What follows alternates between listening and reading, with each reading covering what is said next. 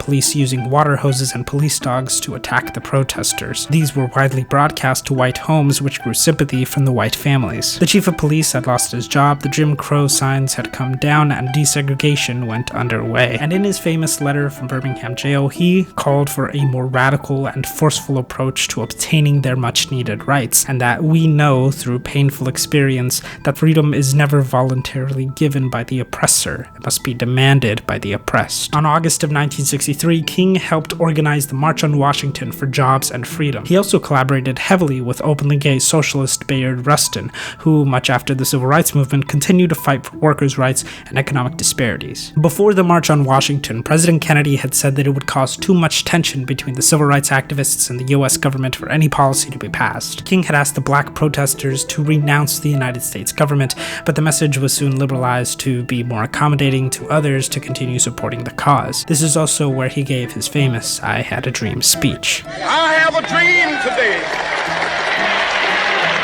St. Augustine, Florida. King had collaborated with Robert Hailing and his advocation of arming the NAACP for self-defense. On Bloody Sunday, a mob of violent white supremacist and police officers had viciously attacked the protesters, a turning point, again, which garnered sympathy from white viewers back at home. As time passed in 1966, King started to focus on the housing crisis in America, starting in Chicago, and as the days to his assassination began to count, he leaned harder and harder towards the possibility of changing the American government to a more socialist one, demonstrated through his oppositions to the Vietnam War. He compared the injustice to economic disparities, called out the United States for being the leading cause of violence internationally, and criticizing capitalism and promoting a revolution. In his words, A true revolution of values will soon look uneasily on the glaring contrast of poverty and wealth. It will see individual capitalists of the West investing huge sums of money in Asia, Africa, and South America, only to take the profits out with no concern for the social betterment of the countries and say this is not just. He continued to fight for socialism in the United States, claiming that capitalism was wrong and that there needed to be a better distribution of wealth, and in 1964 received a letter from the FBI that threatened Dr. King to commit suicide. There were also multiple bomb threats, shootings at his apartment.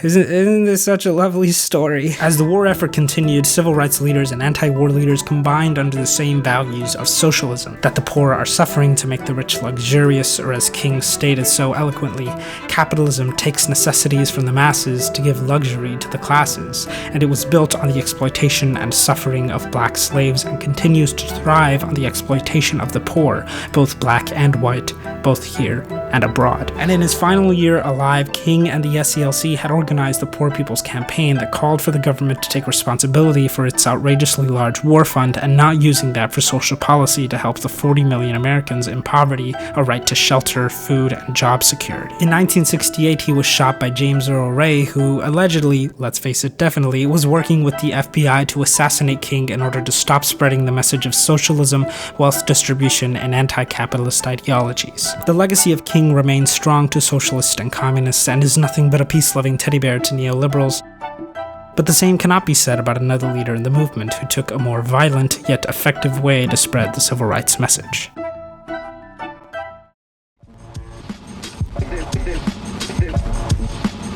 Tonight, Front Page Challenge welcomes the outspoken Negro leader, Malcolm X. As Malcolm Little grew up in Nebraska, his parents were members of Pan-African activism. After suffering at the hands of the KKK and the Black Legion members, his father being killed at 8 and his mother being admitted to a mental hospital at 13, he dropped out of school when a white teacher told him that it was unrealistic for him to become a black lawyer. And finally, as an adult, he moved to Harlem at age 18. For the next few years, he would be involved in criminal activity, ultimately getting arrested and spending time in the Charlestown jail. There, his siblings had sent him letters introducing him to the Nation of Islam, an organization that denounced the supremacy of whites and promoted black independence. After becoming close with Elijah Muhammad, the leader of the Nation of Islam, Malcolm X had become a minister of the First Temple, then proceeding to add the 11th and 12th Temple. He became a leading minister in Harlem, which garnered probably the largest following in the Nation of Islam. The FBI began to monitor him as he began to gain more notoriety in the civil rights movement in 1957. However, as much as he was a kingpin to the civil rights movement, he advocated against peaceful protests and criticized King's method of gaining rights. But because his involvement with politicians and the civil rights movement, Elijah Muhammad began to reconsider Malcolm's loyalty to the church. He left the Nation of Islam, but later returned to say that he had actually been removed from the organization along with Wallace Muhammad, exposing that Elijah Muhammad was an illegitimate father of many women members of the Nation of Islam, and began to work with King and went on his pilgrimage to Mecca. He had also been around the world, meeting with socialist leaders such as Kwame Nkrumah and Fidel Castro. Adding to the beliefs that X and King had shared in making the United States government lean more towards socialism, Malcolm X's message was more international, shedding light on third world countries and the effects on American capitalistic imperialism to black countries. He wanted to instill hope and power into black hands across the world,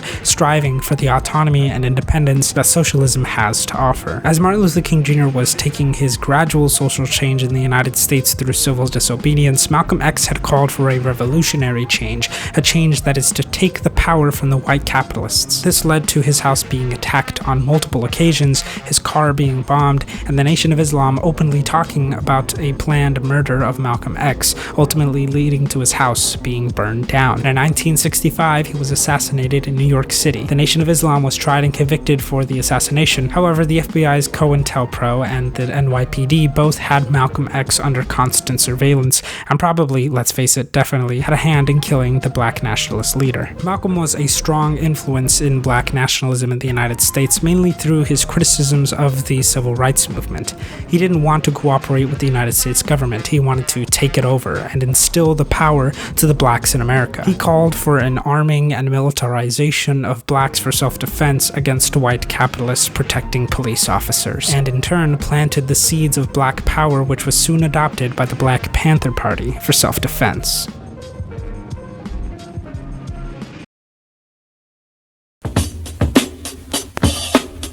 I'm the deputy chairman of the state of Illinois Black Panther Party, Fred Hampton.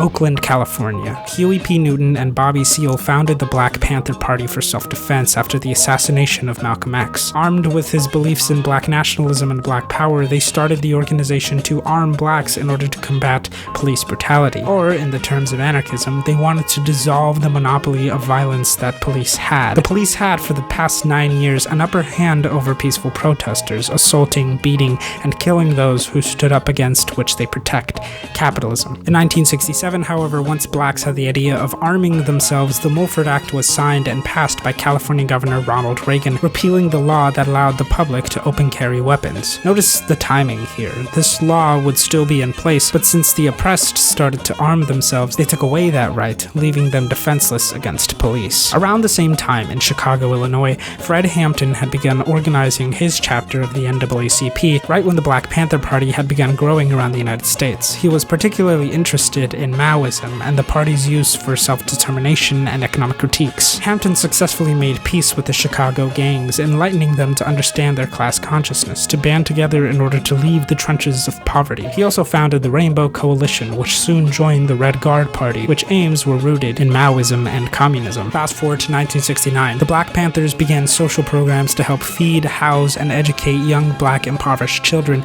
and give self-defense classes and political courses to adults, as well as medical help. And due to these programs, the FBI determined the Black Panthers as the greatest threat to internal security of the country and started COINTELPRO. They used harassment, surveillance, perjury, police, and infiltration to assassinate party members, including Fred Hampton. In this time, however, the Black Revolution was garnering attention from black nationalist, feminist, Marxist, and Black Panther and Communist Party member Angela Davis, a philosophy professor at UCLA. She also later visited Cuba and the United Soviet Socialist Republics, later stating that only under socialism could the fight against racism be successfully executed. However, the constant persecution by the United States government actually helped them rise in popularity. By 1970, as the anti-war movement began, the party was at its peak of members, with offices in 68 cities, each of them holding thousands of members. But due to the FBI's continued assault on the solidarity between members through COINTELPRO, the party soon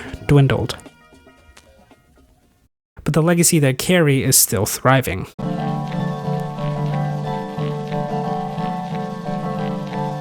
Right now, there's been a rise in popularity in socialism and a stand against capitalism thanks to the Black Lives Matter movement, anti-fascist action, and anti-capitalist organizations gaining traction worldwide earlier this summer. But the fact that we still have to fight for rights, the fact that even now there are similarities to the injustices that had happened since the inception of racist ideas, is one that's hard to swallow. It shows that now, when the likes of Elon Musk, Bill Gates, Jeff Bezos are ignoring the overwhelming percentage of people that are left without homes, jobs, financial security, or even food, even before now, there's been a call to face the economic injustice of the United States, their imperialism affecting more than just American lives. Online platforms like Gravel Institute that advocate for socialism are not without its causes, like PragerU and its right-wing capitalist nonsense spouting side of the internet. And while there's a large interest resurgence in socialism due to black freedom fighters, there's also been a large counter-movement of anti-communist fascists who will stop at nothing to make sure that their property, their money, and their self-interest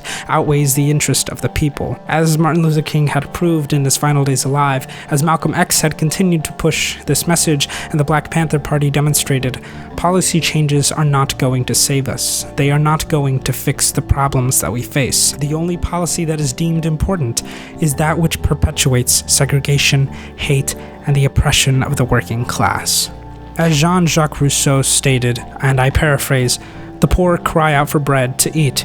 The rich call them lazy, as if they didn't rob them of the grain. The poor cry for medicine, and the rich call them careless, as if they don't have control of the medicine prices. And one night the poor marched to his house, devouring him alive. The rich asked to be spared, as if they didn't fatten themselves for slaughter."